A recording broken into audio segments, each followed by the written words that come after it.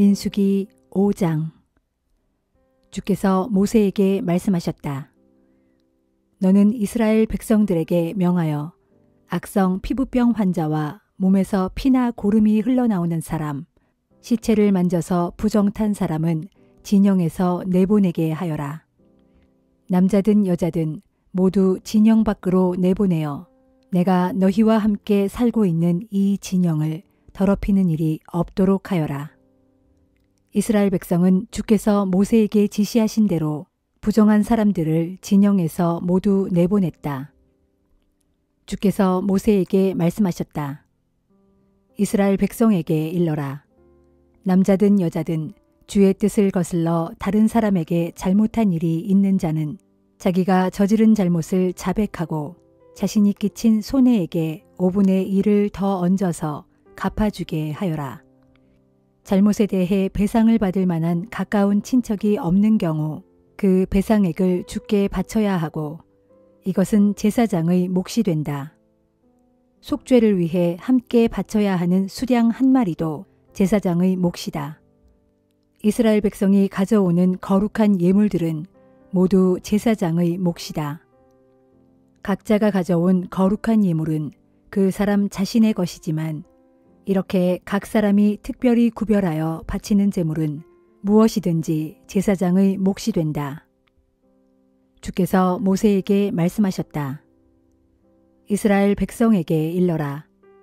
한 남자의 아내가 잘못된 행실로 자기 남편에게 충실하지 않고 외간 남자와 잠자리를 가졌는데도 남편에게 그 일을 숨기고 다른 사람의 눈에 띄지도 않아서 그녀의 부정이 탄로되지 않았을 경우에 남편이 아내의 부정을 의심하거나 혹은 아내가 부정한 짓을 하지 않았는데도 남편이 질투하여 의심한다면 그는 자기 아내를 데리고 제사장에게 가야 한다.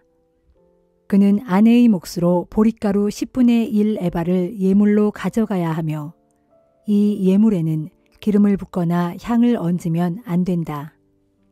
이 예물은 죄를 밝히기 위해 드리는 것이기 때문이다. 제사장은 여인을 데려오게 하여 주 앞에 세운다. 그런 다음에 질그릇을 가져다가 그 안에 거룩한 물을 붓고 성막 바닥에 있는 먼지를 긁어 모아서 그 물에 탄다. 제사장은 여인을 주 앞에 세우고 여인의 머리를 풀어 내리게 한 다음 손에는 죄를 밝혀주는 예물, 질투심 때문에 바치는 곡식 예물을 들고 있게 한다. 제사장은 저주를 가져오는 쓰디 쓴 물이 담긴 질그릇을 들고 여인에게 맹세를 시킨 다음 말한다.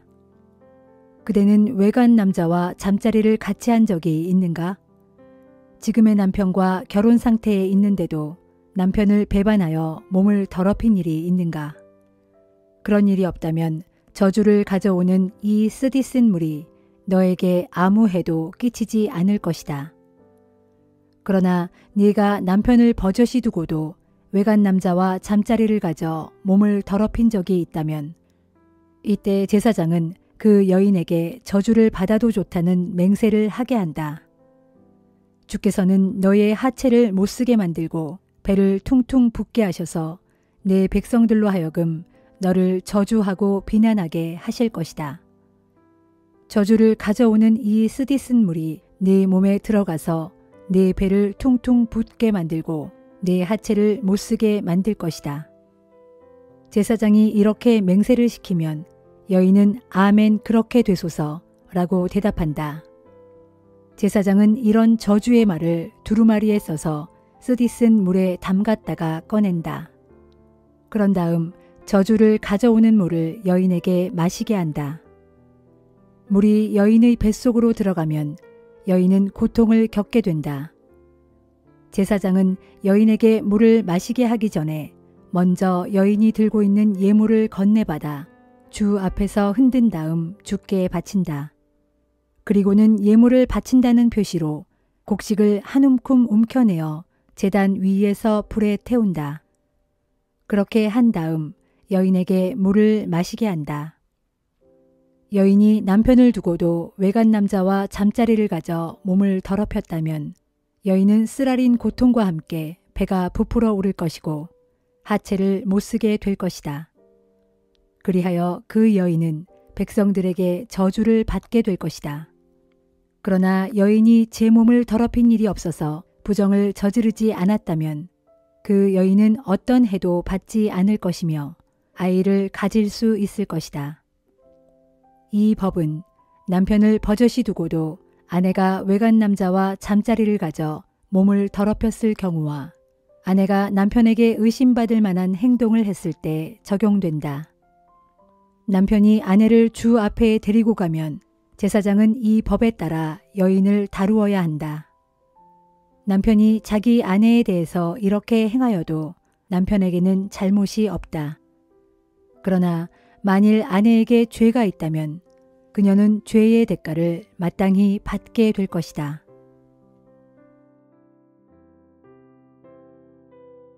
시편 39편.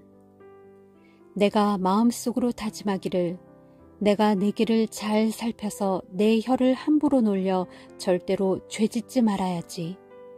악한 자가 내 앞에 있는 동안에는 내 입에 재갈을 물려야지 하였다. 그래서 내가 입을 굳게 다무치에 아무 말도 하지 않았다. 심지어 옳은 말조차도 아예 한마디도 하지 않자 내 근심과 고통이 오히려 더욱 심해졌다. 그런 상태로 살아가자니 속이 부글부글 끓어오르고 생각하면 할수록 우라가 치밀어 올라 도저히 죽게 아뢰지 않고서는 견딜 수가 없었다. 그리하여 내가 주께 아뢰기를 주여 내 인생의 끝날이 언제입니까? 이 몸에 목숨이 붙어 있을 날이 언제까지입니까? 내 일생이 얼마나 덧없는 것인지를 나로 깨닫게 해 주소서. 주께서 내 일생을 한 뼘 길이밖에 주지 않으셨으니 주님 앞에서 나의 일생은 그저 없는 것이나 마찬가지입니다. 참으로 사람의 일생은 덧없는 것이니 사람의 목숨이란 한낱 호흡 한 번에 지나지 않을 뿐입니다. 사람이 부산하게 이리저리 뛰어다니지만 한낱 방황하는 그림자에 불과하고 아무리 분주하게 이런 일과 저런 일에 애써 보아도 헛되고 헛될 뿐 있는 힘을 다해 재산을 모아둔다 해도 장차 누가 그것을 차지할는지조차 알 수 없습니다 하였다. 그러니 주여 이 몸이 무엇을 바라겠습니까? 주여 나의 희망은 오직 주께만 있습니다. 나를 나의 모든 죄악 가운데서 건져주시고 우매한 자들이 나를 비웃지 않게 해 주소서. 내가 벙어리 되어 입을 열지 않는 것은 이 모든 것을 하시는 분은 오직 주님이시기 때문입니다. 주여, 이제는 그만 주의 채찍을 내게서 거두어 주소서. 주께서 더 때리시면 이 몸이 죽을 것 같습니다. 주께서 죄를 물어 사람을 벌하실 때에는 그들의 영화가 한낱 좀 먹은 옷처럼 사가버리게 되니 참으로 사람의 일생이란 헛되고 헛될 뿐입니다. 오 주여, 나의 기도를 들어주소서. 살려달라고 울부짖는 나의 간구에 귀를 기울이소서. 주체할 길 없이 줄줄 흐르는 내 눈물을 보시고 제발 나의 기도를 못 들은 척하지 마소서. 나 또한 우리 조상들처럼 이 땅을 떠돌면서 다만 주와 더불어 살아가는 한낱 나그네와 길손일 뿐입니다. 하오니 내게로 따뜻한 눈길을 돌려 나를 살려주소서. 내 생명이 떠나 없어지기 전에 내가 기력을 되찾을 수 있게 그리 해 주소서.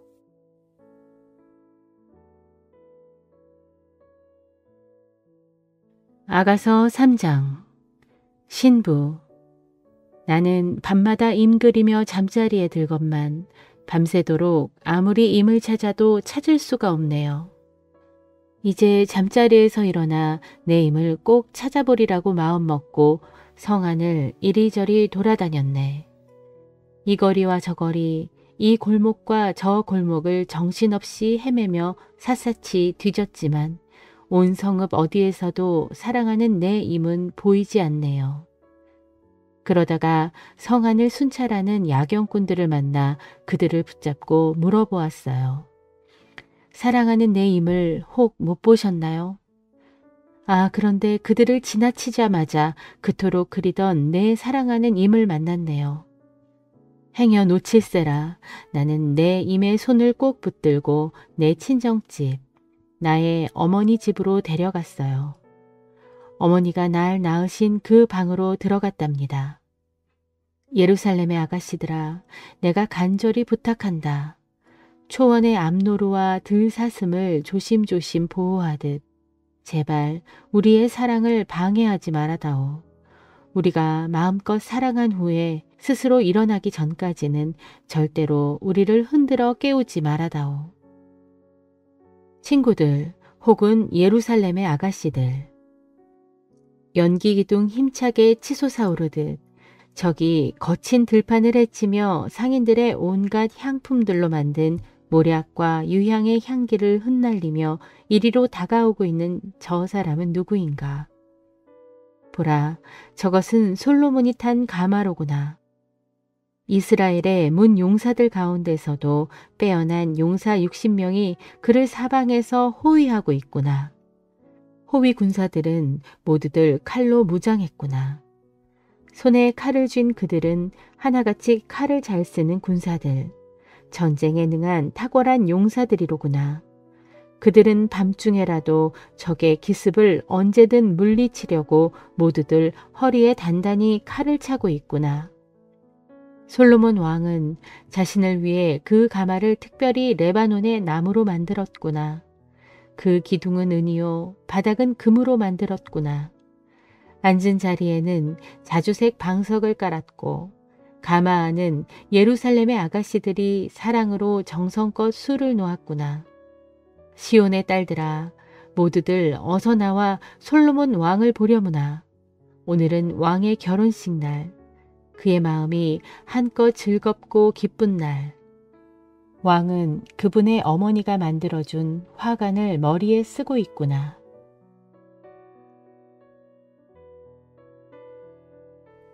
히브리서 3장. 그러므로 우리와 함께 하늘의 부르심을 받은 거룩한 형제들이여, 이제는 하나님의 사도요 우리 신앙의 대제사장이신 예수만을 깊이 생각하십시오.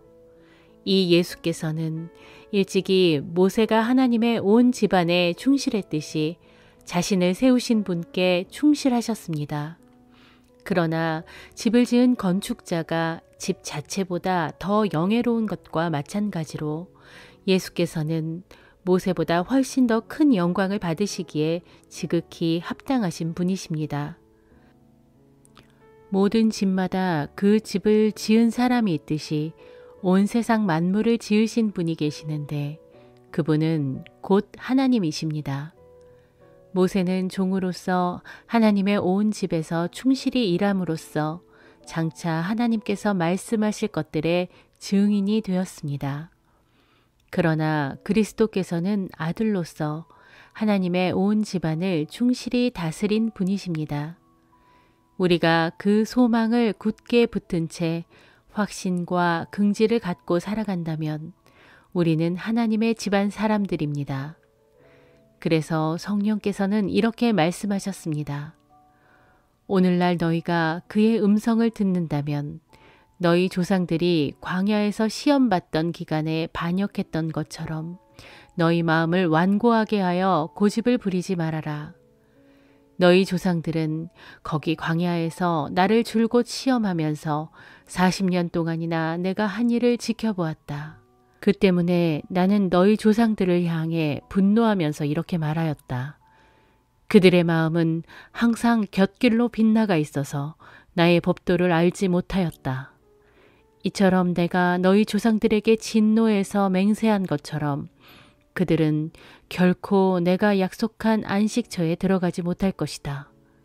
형제들이여, 여러분 중에서는 아무도 불신의 마음을 품고서 살아계신 하나님을 떠나가는 자들이 없도록 삼가 조심하십시오.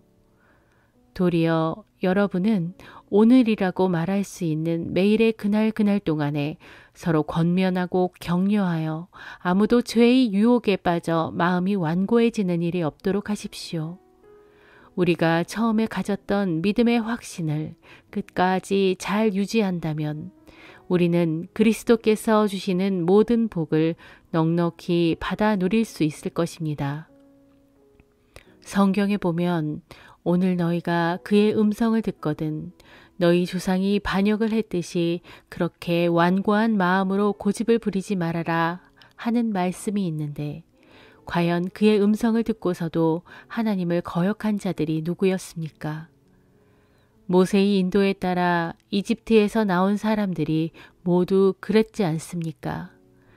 그래서 하나님께서는 그들로 인해 40년 동안이나 광야에서 진노하시지 않았습니까?